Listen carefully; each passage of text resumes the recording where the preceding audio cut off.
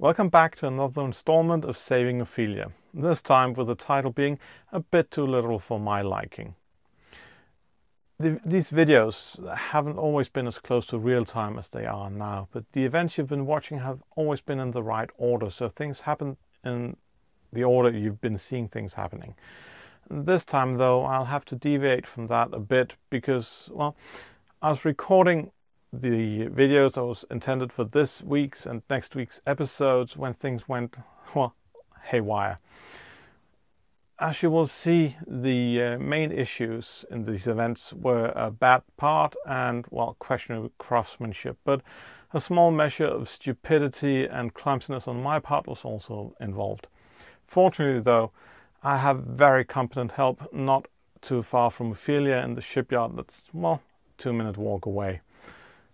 And that turned out to be a good thing. I had just finished clearing out what remained of the map table and the old electrical panel, and I was preparing for the next part of the project, removing the port side cubby. This involved the usual, well, for this channel at least, game of boat Tetris and a lot of going back and forth in the boat. On one of those trips back and forth, I must have misstepped, or maybe I'd moved something without noticing, because I suddenly felt something akin to a small pop under the sole of my foot. I'm really thankful for the very thin soles of my 5-finger shoes, because in ordinary shoes I might not have noticed at all. It turned out that I'd stepped on the wire coming from the pit lock, and it seemed to have pulled the lock ever so slightly, and now water was trickling from the lock's thru-hull, the one that was kept in place by silicone caulking and water pressure, or so I thought. The pull must have been enough to tear just a small bit of the caulking away from the hull and let some water through. I tried putting a bit of pressure on the thru-hull and the trickle stopped completely. Once I let go though, the trickle was back with a vengeance. This was slightly worrying, and I decided that it might be prudent to get help and possibly prepare for an emergency haul out. While I was cleaning out this mess, I must have stepped on something because suddenly water started seeping in here. Well, it didn't seep. It was quite a lot that came in. Then I put it under tension with that foam block there.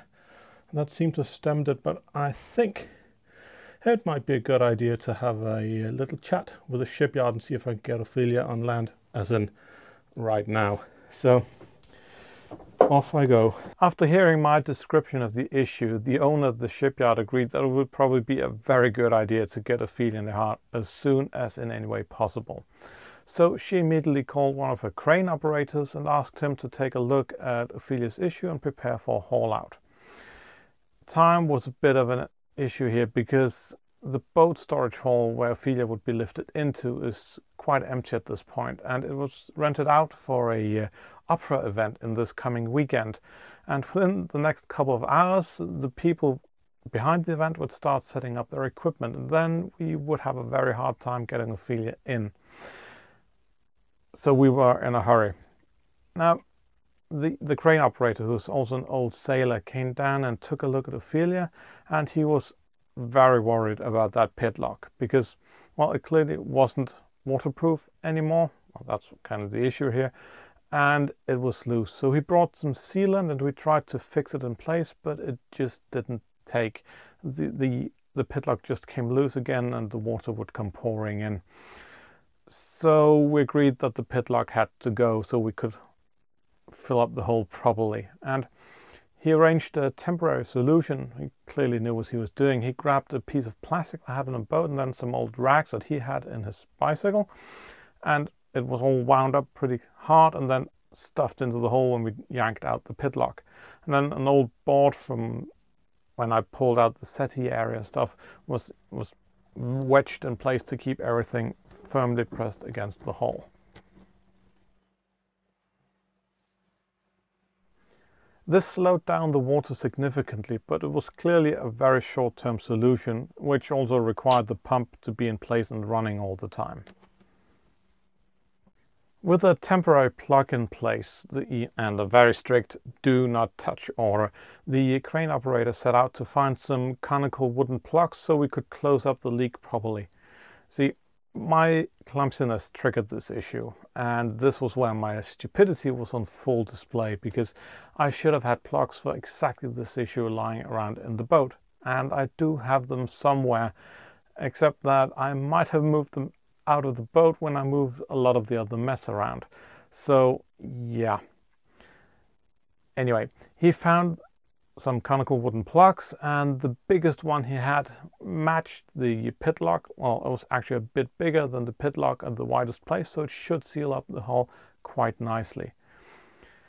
Except that it didn't, because when we tried to fit it in the hole, it was quite clear that it could pass straight through the hole. See, the hole for the thru-hull that the pit lock was mounted in had clearly been oversized for the pit lock.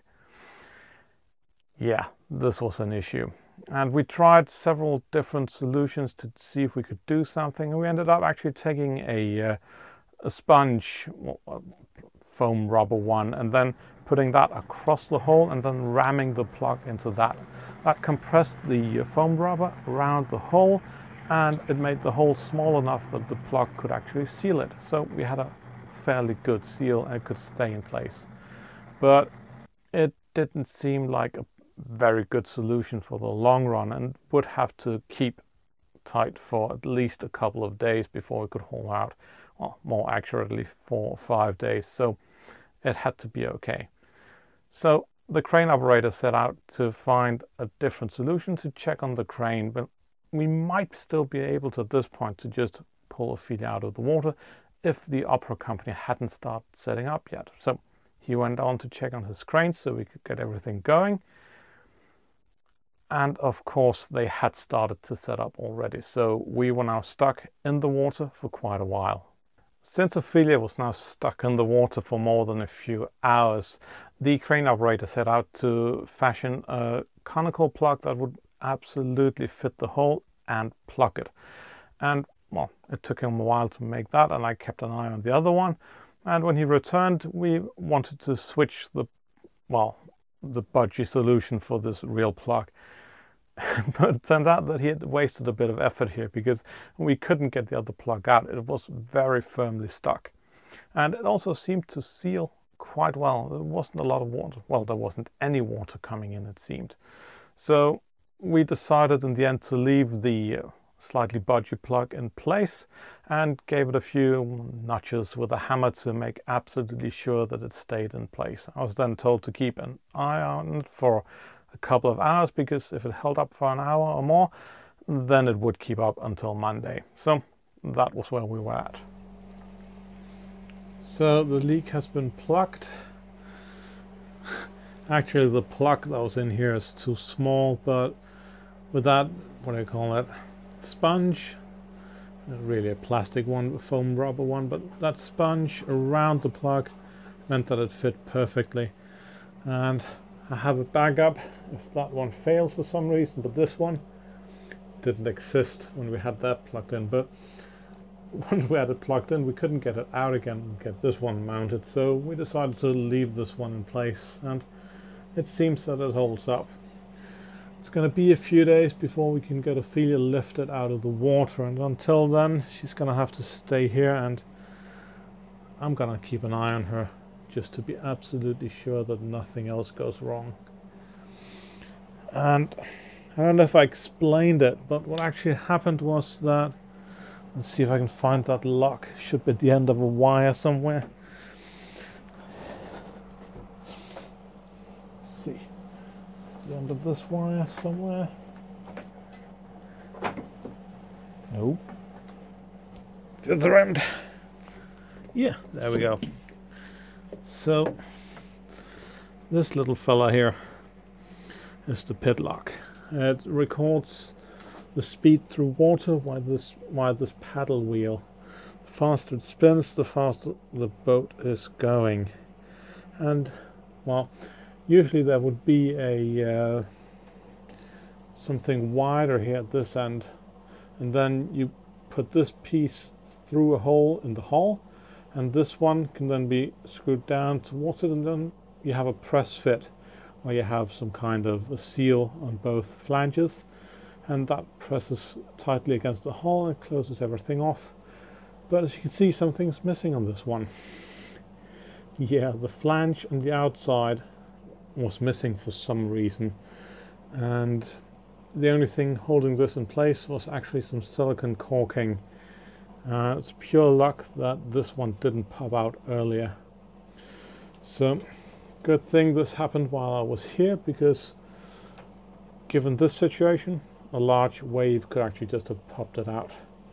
A slight increase in water pressure for just a fraction of a second that it would be in the boat, and we would have serious trouble. The amount of water that came in through that, well, through a hole this size is not trivial, and we are about, well, a meter or so below the water line, so there's even a bit of water pressure. Yeah, once we had something in the hole, the pump could easily keep up, but unplugged, the pump wouldn't stand a chance, not anywhere close. But disaster averted, and now we're just waiting for Ophelia to be hauled on the heart, which should happen, well, after this weekend. Oh.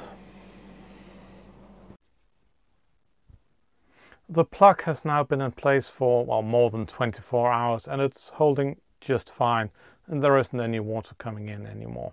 So it seems that I may have gotten away with just a scare. There are a few lessons to take away from this though. The first one is that if I have a suspicion something's wrong, then I should act on it immediately. From previous episodes, you'd know that I didn't trust that thru-hull. It didn't look right, and, well, I just didn't trust it. And I should have had Ophelia lifted out of the water and welded a patch in place or something, because that was a budgie fix already, and it's a clear weakness. So another time, I'm not going to wait and bundle up tasks just for the sake of saving a lift, because while they are expensive, I bet you they aren't as expensive as getting Ophelia raised from the bottom of the harbor. And the second point is that, well, first of all, I'm a dumbass. Equipment that's absolutely needed for Ophelia's security, like these wooden plugs, should stay in the boat. Yeah, that's such a brain fart on my part to move them somewhere else, because I do have 3 other thru-hulls that I don't trust. They are metal, and this one was a plastic one, and while they look corroded, I don't think they're just gonna fall apart like this one, but still, I should be able to close them up very quickly if something happens, and for that I'd need the plugs, so I'll need to find them and put them back on the boat. For now though, Ophelia seems to be safe and is just waiting to be hauled out of the water next week. And speaking of next week, next Friday's video is probably going to be, well, about the same length as this one, because, well, I had a lot of work planned for the remainder of this week, and, well, this incident kind of cut that short. And the kids, their summer vacation just started, so we'll be leaving the island for a couple of weeks this coming weekend. Well, that was the plan. Now it's going to be when Ophelia's on the heart, I guess. At any rate, that means I won't get any boat work done, and I'll have to settle for what I have already recorded, which means probably a bit shorter videos than usual. I do hope, though, that you'll still be back to watch my boat work next week, and I hope to see you again then.